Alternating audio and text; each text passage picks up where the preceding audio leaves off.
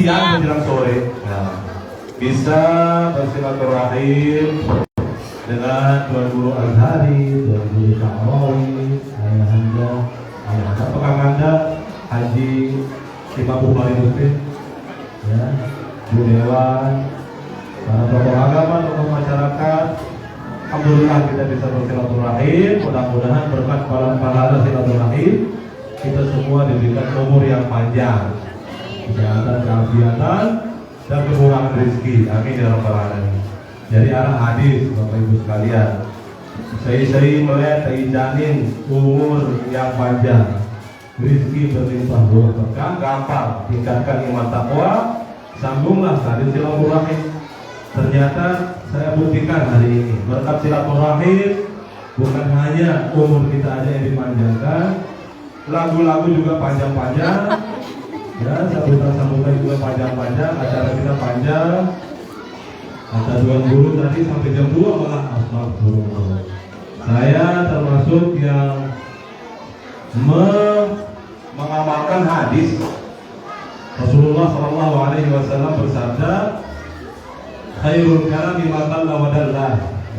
Ada yang bilang ini hadis, ada yang bilang ungkapan. Sebaik-baik penyampaian adalah yang sedikit tapi bisa diingat daripada belo tapi terlupakan. Jadi izinkan ya Bapak Ibu untuk tidak memperpanjang. Namun sebelumnya saya mengajak kita untuk tidak bosan-bosan membaca selawat dan salam. Kita hadiahkan untuk Nabi kita Sayyidina Muhammad Sallallahu Alaihi Wasallam. Ada cerita ini Bapak Ibu sekalian. Dulu Nabi Sulaiman dikasih 3 pilihan. Pilih salah suku, salah seke, apa disebut bahasa kami? Pilih salah satu di antara 3 pilihan. Kata Allah ini, mau pilih ilmu, atau pilih harta, atau mau pilih tahta, jabatan. Mau jadi orang berilmu, atau mau menjadi orang kaya raya, sultan, atau mau menjadi raja. Nabi Sulaiman memilih menjadi orang yang berilmu. Nah, berkat ilmu itu, maka beliau menjadi orang, selain berilmu, beliau juga menjadi seorang raja yang memiliki kekayaan luar biasa. Hadirin yang dirahmati Allah, saya Salah Soekarnawadi yang lahir di Mekah. SD dia tamatkan di Mekah, Sanawiyah Aliyah di Pancor, S1 di Mesir, berjumpa dengan Tuan Guru Azhari. Beliau adik kelas saya, tapi beliau lebih vokal dan saya tahu betul, dan beliau tanya beliau. Ya, saya dulu termasuk yang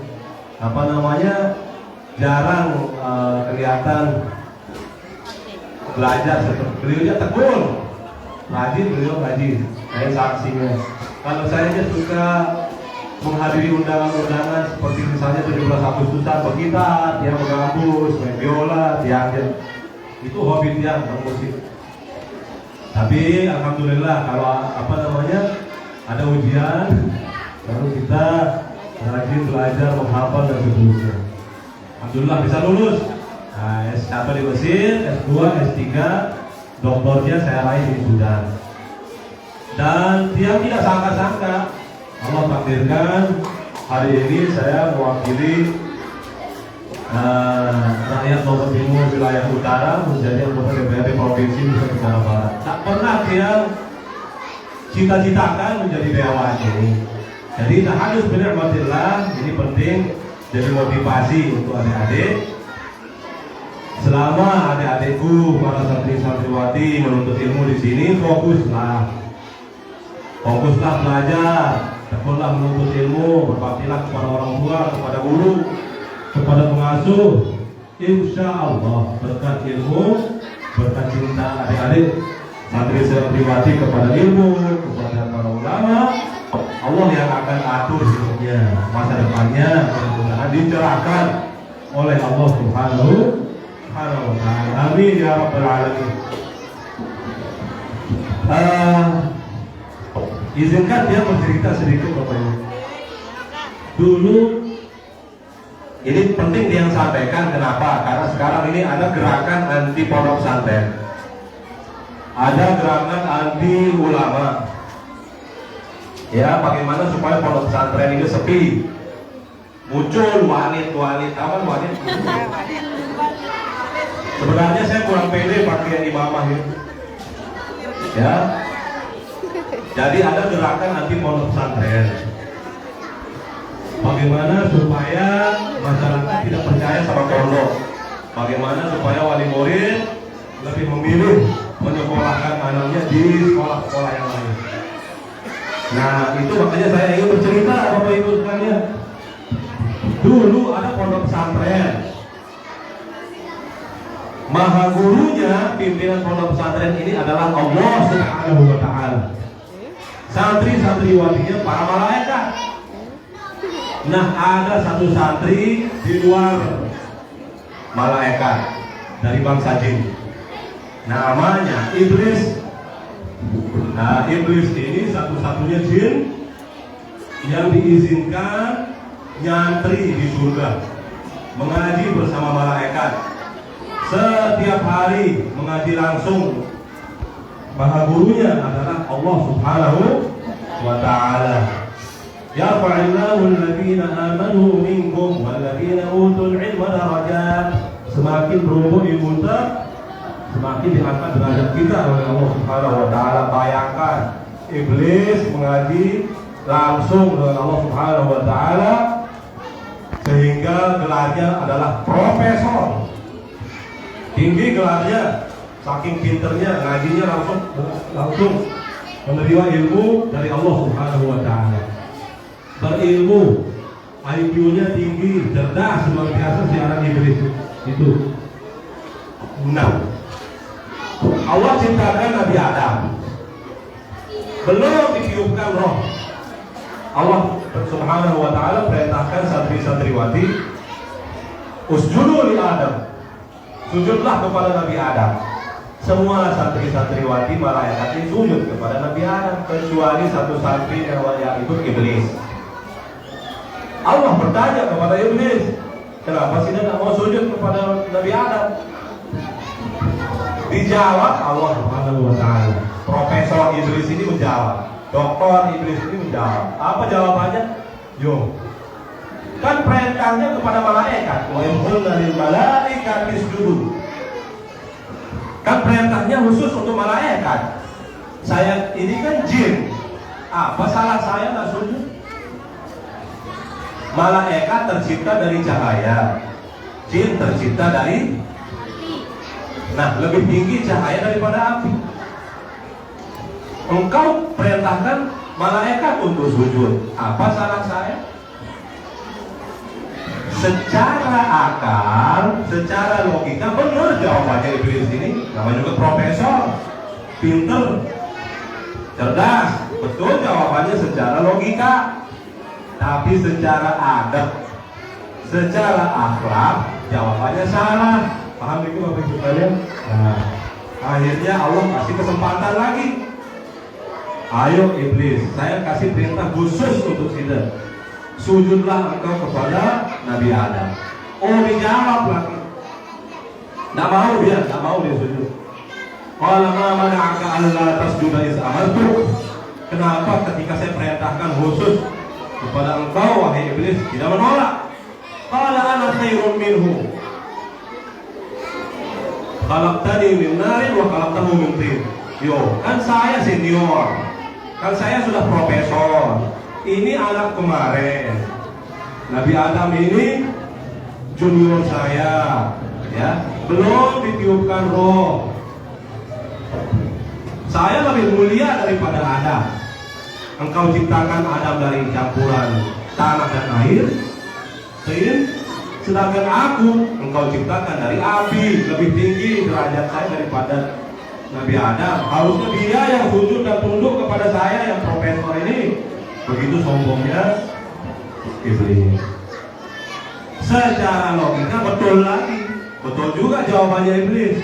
Tapi secara adab, secara akhlak, ilmu akhlak, jawaban iblis ini salah. Maka ya Bapak Ibu sekalian, sejak itulah Allah Subhanahu wa taala mengusir iblis dari pondok pesantren, dari surga. diusir, dikutuk, dilaknat oleh Allah Subhanahu wa Ta'ala, menjadi sampah masyarakat. Ada pelajaran yang ingin dia sampaikan di sini, ada hikmah. Berani ke? Apakah kita berani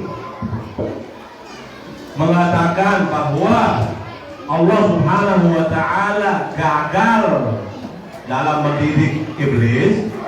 Tidak berani.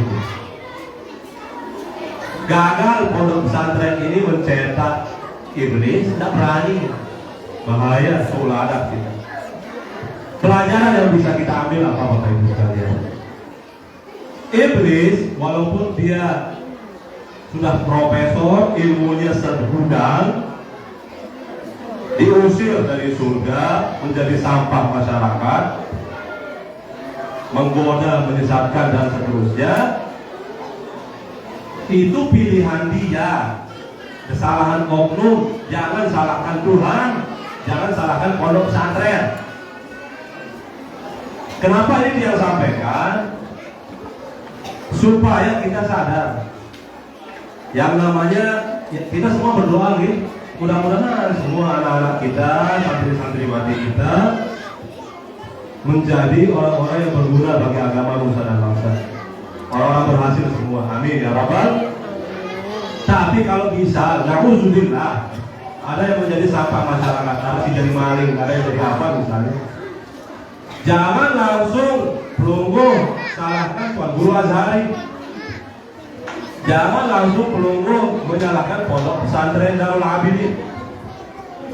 Tidak becus dalam mendidik, tidak berhasil mencetak generasi yang berakhlakul karimah. Jangan. Ya, sebagaimana kita tidak berani mengatakan Allah gagal mendidik iblis. Paham ini Bapak Ibu sekalian? Karena dia sombong, melawan perintah, membangkang dan seterusnya dan seterusnya. Sejak iblis membangkang, berhenti Allah panggil namanya iblis. Allah memanggilnya dengan panggilan setan. Coba anak-anakku, santri-santriwati, apa bedanya setan dengan iblis? Banyak saya tanya ke masyarakat, ke jamaah, apa bedanya setan dan iblis? Jawabannya yang sering kita dengar, iblis itu datunya setan, iblis itu ratunya, rajanya setan, setan itu anak buahnya. Kalau betul iblis itu adalah rajanya setan, kenapa kita diperintahkan berta'awuz, mengucapkan a'udzubillahi minasyaitonir rajim? Kenapa tidak kita bilang a'udzubillahi min iblis ar-rajim? Kalau kita tundukkan ratunya, rajanya, otomatis anak buahnya akan tunduk kan? Kenapa a'udzubillahi minasyaiton, bukan a'udzubillahi min iblis? Iblis itu nama zat, seperti nama Bukhari Muslim, seperti nama Syarawi, seperti nama Sholah, ya, itu nama iblis itu nama zat dari bangsa jin. Setan itu sifatnya sifat membangkang, sifat melawan, sifat keluar dari jalur yang semestinya dilalui.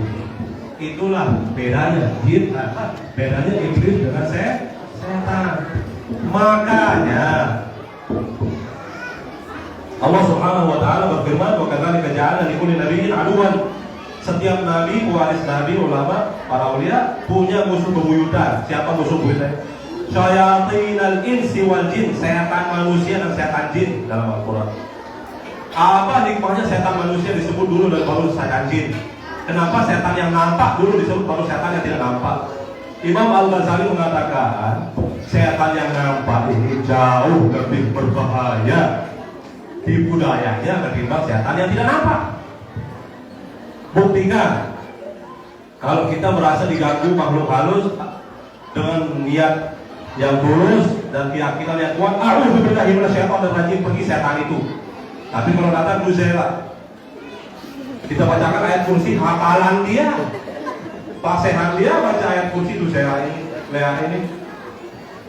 Nabi Yusuf, sekelas Nabi loh, digoda sama setan, auzubillah minasyaitonir kabur setan. Giliran digoda oleh Siti Zulaikha, auzubillah min Zulaikha, auzubillah min Zulaikha, tidak mempan, malah yang terjadi kejar-kejaran. Kelas Nabi Yusuf kalah sama Siti Zulaikha, dikejar-kejar, digoda, auzubillah min Siti Zulaikha, tidak mempan. Makanya ada ceritanya Bapak Ibu, ada tuan guru pengajian tentang keutamaan bersedekah. Kalau kita bersedekah Bapak Ibu, perlu berniat doa bersedekah untuk pondok pesantren Darul Abidin Jombang. Perlu sekedar berniat doa, ada 70 setan yang akan berdatangan, ada yang menggantung di mata kita, menggantung di mulut kita, menggantung di tangan kita. Berat rasanya tangan ini masukkan ke kantong, ke dompet. Kita buka dompet, ada niat mau menyumbang. Ada di situ lembaran merah, ada warna biru, ada warna merah, biru, apa lagi? Hijau, merah, biru, hijau. Nah, ini orang ini butuh pemimpin pondok pesantren ini butuh dia yang berwarna merah. Ternyata tangan ini yang abu. Yang dipilih sama tangan ini yang abu. Siapa yang punya kerjaan ini? Salah satu di antara 70 setan yang berusaha menggagalkan niat bagus kita. Nah, pas Tuan Guru lagi menyampaikan ini, ada seorang bapak-bapak paling depan dulunya kayak gini. Tuan Guru katanya, izinkan saya pulang. Dekat rumah saya ini katanya. Sedang mau ngapain? Saya mau kalahkan 70 setan itu. Saya mau buktikan ke jamaah ini saya kalahkan 70 setan. Oh, sila. Pulang dia kan? Ditunggu 5 menit, balik-balik tangan kosong. Yuk, kenapa sih tangan kosong? Apa katanya? Salah Tuan Guru. Ternyata salah pengajian Tuan Guru. Entah dia 70 jumlahnya, 70 sekian. Yuk, udah mulai takut Tuan Guru ya? Udah mulai tidak pede. Kok bisa 71 sudah bilang? Sudah saya kalahkan 70 itu. Bagaimana ceritanya? Saya pulang, saya ambil karung, saya masukkan beras, saya masukkan buah, saya masukkan macam-macam. Saya masukkan uang, logam dan sebagainya. Saya bongkok karung ini, saya bawa keluar. Saya sudah berhasil mengalahkan 70 setan ini. Datang istri saya berdiri di sana nih. Itu berdiri. Kaduan katanya, mau kemana? Ini mau nyumbang. Kan mau arisan. Kita mau belanja. Anak kita butuh ini. Anak saya sedikit demi sedikit keluar sampai habis. Makanya saya sudah berhasil mengalahkan 70 setan. Datang inaknya setan mengalahkan saya. Datang ibunya setan itu mengalahkan saya. Allah itu sekarang. Itu menunjukkan bahwa sebenarnya pengajian kita tentang apa ini? Tahu kemana-mana nih setan, ibunya setan. Jadi hal ini jadi rahmatnya Allah Subhanahu Wa Taala. Kan jadi bingung ya. Karena tadi Bapak Haji Bukhari Muslim tadi sudah ketuk bilang saya mau menginjalakan, oke deh. Jadi ini doa ini penting untuk yang ijazahkan, ajarkan, dan tidak boleh kita pelit mengajarkan doa ini ke siapapun demi kebaikan kita dan anak-anak kita. Nabi Ibrahim waktu beliau menikah dengan Siti Hajar, hanya satu doanya. Nah, doa ini yang saya akan ijazahkan. Bunyi doanya apa? Ada dalam Al-Quran. Rabbi habli minas sholihin. Rabbi habli minas sholihin. Ini aja doanya. Rabbi habli minas sholihin. Ya Allah, karuniai saya keturunan yang soleh. Dijawab oleh Allah langsung. Fabasyarnahu bi ghulamin halim. Kami karuniakan anak laki-laki, kabar gembira, anak laki-laki Nabi Ismail. Sifat yang paling menonjol adalah sifat akhlaknya yang mulia, sifat penyabarnya. Makanya Nabi Ismail setelah dia beranjak dewasa dipanggil sama Nabi Ibrahim, sini anakku Ismail, ada apa Pak? Mami, sini saya mau gorok sida. Sini anakku saya mau gorok sida katanya. Apa tanggapan Nabi Ismail? Satajifal madukman satajiduni insyaallahu minas sabirin. Oh, kalau itu yang bikin Bapak ridho, ikhlas tiang digorok itu. Pelungguh akan menjumpai saya sebagai anak yang penyabar. Ditundukkan kepalanya. Mau digorok, di stop sama Allah. Kenapa di stop? Kalau jadi digorok nggak jadi lahir Rasulullah Shallallahu Alaihi Wasallam. Karena Rasulullah adalah keturunan Nabi Ibrahim lewat jalur Nabi Ismail. Nah, ini penting juga untuk anak-anak kita. Di negara ada ceritanya orang tua memanggil anaknya, sini anakku saya gorok. Gampang permintaan orang tua, sini anakku kalau keluar tutup auratku. Sini anakku kalau tidak ke nyantri di Darul Abidin takut belajar. Dengarkan nasihat guru. Kan gampang. Nabi Ismail doang memberikan contoh. Bapaknya memanggil untuk digorok pun ikhlas. Kalau itu yang bikin bapak ridho. Ini kita dah ada ceritanya. Pulang anakku, saya gorok tidak. Nginap dah dia di tempat di rumah temannya. Tidak jadi dia pulang. Padahal tidak mungkin orang tua tega menggorok anaknya bapak ibu sekalian.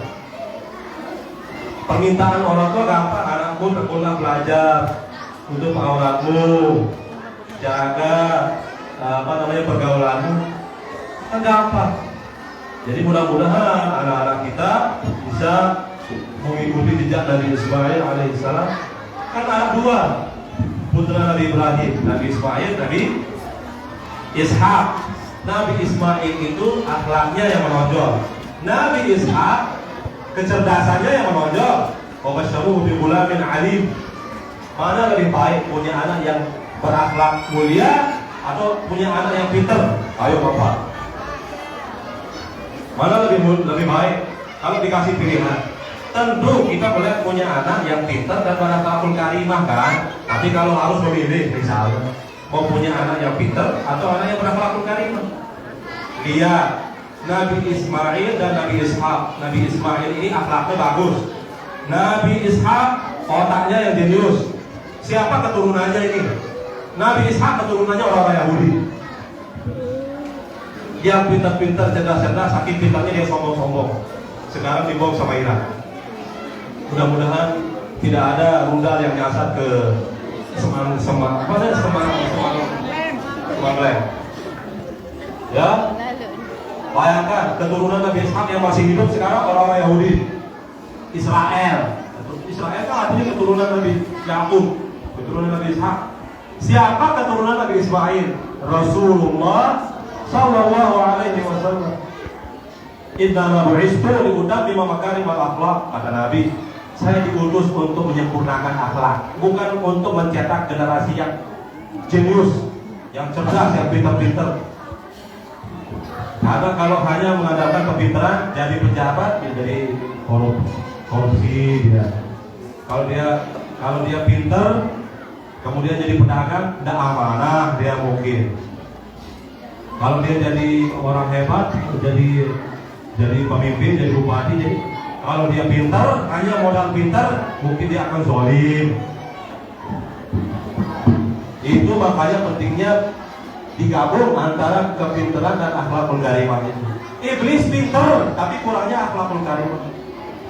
Itu penting siaran ilmu itu. Penting kita punya anak yang cerdas. Tapi yang lebih penting dari itu adalah akhlaknya. Mudah-mudahan dari pondok pesantren ini ada yang kita banggakan, kita harapkan menjadi pemimpin-pemimpin di masa depan. Ada bupati, calon wakil bupati, calon gubernur, calon wakil gubernur, calon dewan. Ya, mengikuti jejak Haji Bukhari Muslim. Pernah menjadi anggota dewan, banyak memberikan bantuan kemana-mana, kan?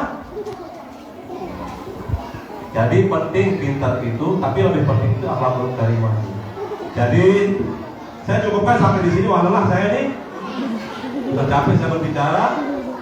Ini tenggorokan saya kering dan terus terang saya lapar ini. Terus terang ini, jujur saya ngomong, saya lapar. Jadi saya cukupkan sampai di sini. Semoga disiapkan makan siang. Tapi sebelum itu ya, saya doakan ya semoga pondok pesantren ini semakin maju, semakin sukses. Amin. Tadi beliau Pak Haji Bukhari Muslim tadi mengatakan mudah-mudahan saya bisa membantu pondok pesantren ini, walaupun bukan dapil saya, mudah-mudahan ada jalan. Karena saya juga punya pondok pesantren di Baru Bangka. namanya Pondok Pesantren Firqul Walidain MDI Batu Bangka Jenggi. Sampai sekarang saya pinang ngotak, saya bagaimana aja saya bisa masuk pondok saya ini karena bukan dapil. Dapil saya di utara, Lombok Timur, wilayah utara 13 kecamatan, 146 desa yang harus saya bina. Oh my God. Jadi doanya Bapak Ibu, mudah-mudahan saya Bu Dewan Allah kondisikan supaya kita amanah menjalankan tugas, bisa mengamalkan hadis khairun nas anfa'uhum linnas, sebaik-baik orang yang paling banyak memberikan manfaat, bantuan, kemaslahatan untuk orang banyak. Amin ya Allah ya rabbal alamin. Al-yadul ulya khairun min al-yadis sufla. Tangan yang di atas yang memberi itu lebih baik, lebih afdal daripada tangan yang di bawah yang minta-minta. Mudah-mudahan semua yang hadir di sini sekeluarga saya doakan mudah-mudahan dimurahkan rezekinya, dilancarkan usahanya supaya bisa menyekolahkan anaknya sampai jenjang pendidikan yang setinggi-tingginya. Mudah-mudahan Belunggu selaku orang tua diberikan umur yang panjang. Jangan dulu dicabut nyawanya oleh Allah sebelum bangga bahagia melihat anak-anaknya jadi orang sukses. Yang sedih Bapak Ibu sekalian, saya iri bangga lihat Umi Rauhun, Putri Maulana Syekh, bisa panjang umur sampai detik ini melihat anak-anaknya ada yang jadi gubernur 2 periode, ada yang pernah menjadi wakil bupati, ada yang pernah menjadi wakil gubernur. La ilaha illallah, dengan orang-orang sukses. Bagaimana bangganya loh jadi orang tua melihat anak-anaknya jadi orang-orang yang bermanfaat. Saya, orang tua saya Tuan Guru Haji Husnul Duat membiayai pendidikan saya sampai selesai doktor. Belum saya dapat pekerjaan, belum saya mapan, belum saya membalas jasa bapak saya, meninggal bapak saya. Sedihnya luar biasa Bapak Ibu sekalian. Ini penting adik-adikku mendengar sebenarnya kehilangan ini. Ini penting untuk didengar dan dihayati, direnungkan oleh anak-anak kita. Jangan menyesal besok. Jangan menyesal. Saya menyesal sekali. Saya tidak bisa membalas jasa bapak saya sebelum beliau meninggal. Ya Allah, makanya saya berdoa mudah-mudahan Belunggu selaku orang tua diberikan umur yang panjang. Jangan dicabut nyawanya oleh Allah Subhanahu wa Ta'ala sebelum melihat langsung dengan mata kepala sendiri anak-anaknya, cucu-cucunya bahkan menjadi anak-anak yang berhasil, sukses, berguna bagi agama nusa dan bangsa. Ada yang jadi dewan, ada yang jadi kepala desa, ada yang menjadi bupati, wakil bupati, gubernur, wakil gubernur, presiden bahkan. Ya Allah, amin ya Allah ya rabbal alamin. Ala hadhihi niyya wa ala kulli niyatin salihah wa ila hadratin Nabi Muhammad sallallahu alaihi wasallam. Al-Fatihah.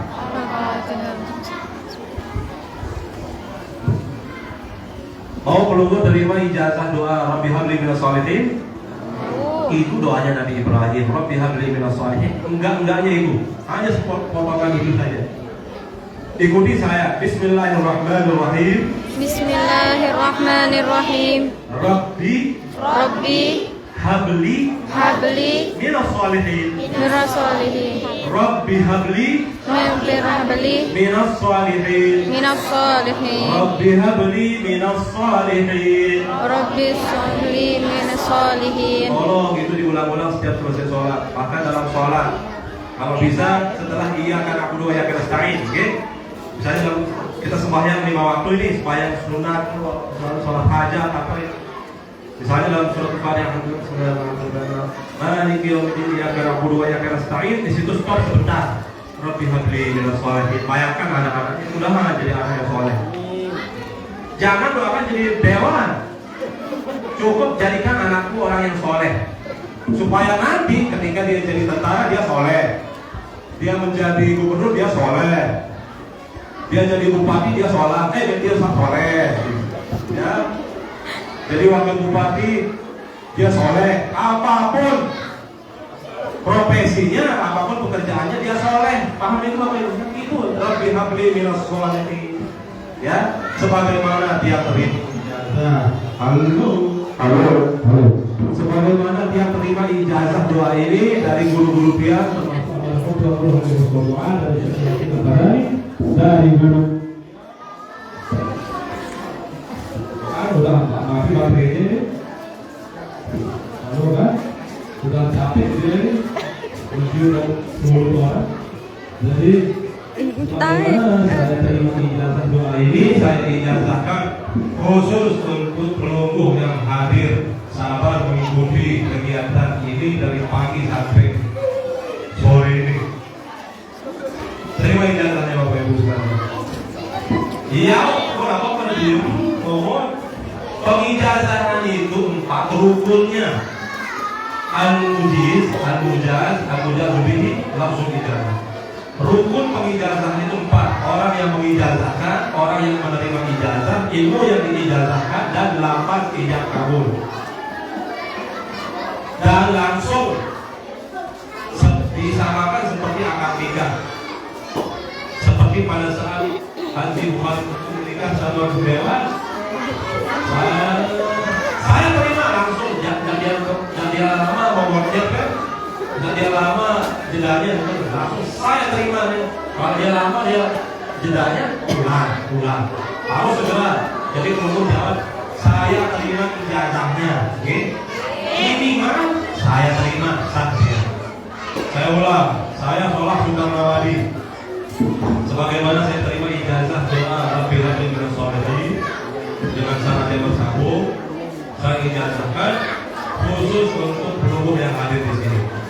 Saya terima ijazahnya. Alhamdulillah, semoga sah pengijazahan ini dan mudah-mudahan berkah doanya dikabulkan oleh Allah Subhanahu wa taala. Kita dan anak-anak kita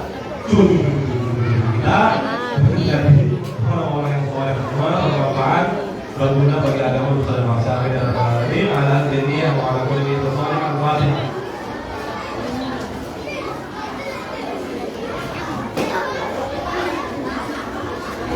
Jam 1 Bapak ya. Maaf kalau kepanjangan pengajian saya ini, saya coba di sini. Assalamualaikum warahmatullahi